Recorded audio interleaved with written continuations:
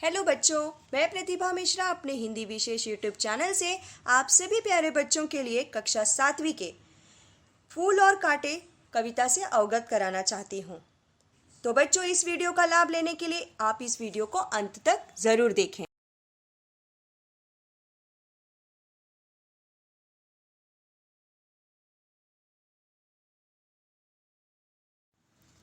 तो बच्चों, फूल और कांटे के कवि हैं अयोध्या सिंह उपाध्याय हरिऔध। इनके बारे में विशेष जानकारी आपको दे देती हूँ। इनका जन्म 1865 में आजमगढ़, जो कि उत्तर प्रदेश में है, हुआ था। इनकी मृत्यु 1947 में हुई थी। इनकी प्रमुख रचनाएं हैं बच्चों प्रिय प्रवास, पद्य प्रसून, वैदेही वनवास, अधखिला फूल, प्रेम कांता आदि।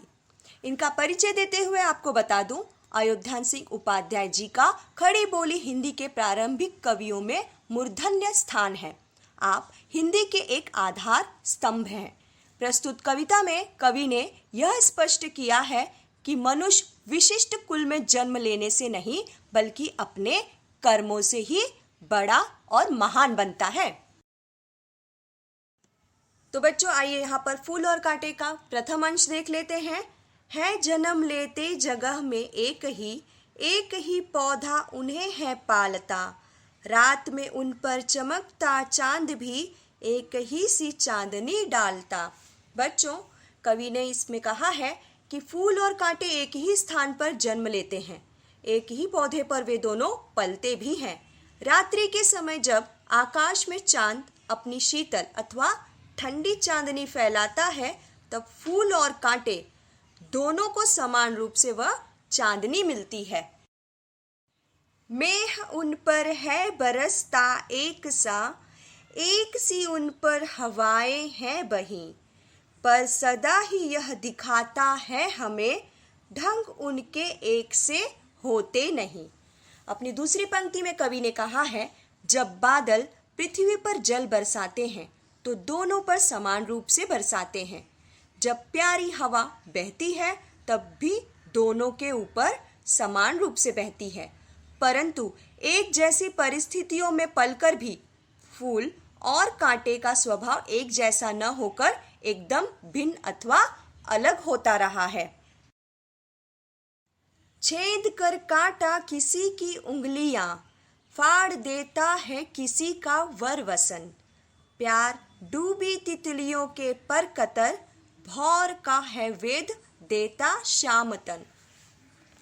इस पंक्ति में कवि कहते हैं, कांटा किसी की भी उंगलियों को छेद कर घायल कर देता है, किसी के सुंदर वस्त्र फाड़ देता है। जब फूलों पर आकर्षित होकर सुंदर तितलियां प्यार से फूलों के पास आती हैं, तो कांटा उनके पंखों को काट देता है, भौरे के शरीर को छेद देता है। फूल लेकर तितलियों को गोद में, भौर को अपना अनूठा रस पिला, निज सुगंध और निराले रंग से है सदा देता कली जी की खिला। इस पंक्ति में कवि कहते हैं कि दूसरी ओर फूल तितलियों को प्यार से अपनी गोद में जगह देता है, भौरों को अपना रस पिलाता है, अपनी मदमाती सुगंध और रंगों की निराली छटा से सभी के मन को प्रसन्न कर देता है। अपनी अंतिम पंक्ति में कवि कहते हैं, है खटकता एक सबकी आंख में, दूसरा है सोहता सुरसीस पर, किस तरह कुल की बड़ाई काम दे, जो किसी में हो बड़प्पन की कसर। बच्चों, अपने व्यवहार के कारण कांटा सबकी आंखों में खटकता है, जबकि फूलों को देवताओं के शीश पर चढ़ाया जाता है। यदि हमारे काम अच्छे न हो तो हमारा उच्च कुल में जन्म लेना हमारे किसी काम का नहीं आता है। कविता में आए हुए कठिन शब्दों को यहाँ पर देख लीजिए। मेह बादल, वर श्रेष्ठ सुंदर, वसन वस्त्र, वेद छेदना, भौर भंवरा, श्याम काला, तन शरीर, अनूठा निराला, जी मन, सोहना शोभा देना, सुर देवता, शीस सिर, बड़प्पन बड़ाई अथवा महत्व, कसर, कमी, निज, अपना।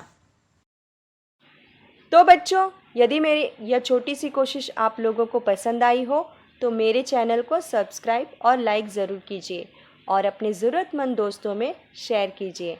धन्यवाद।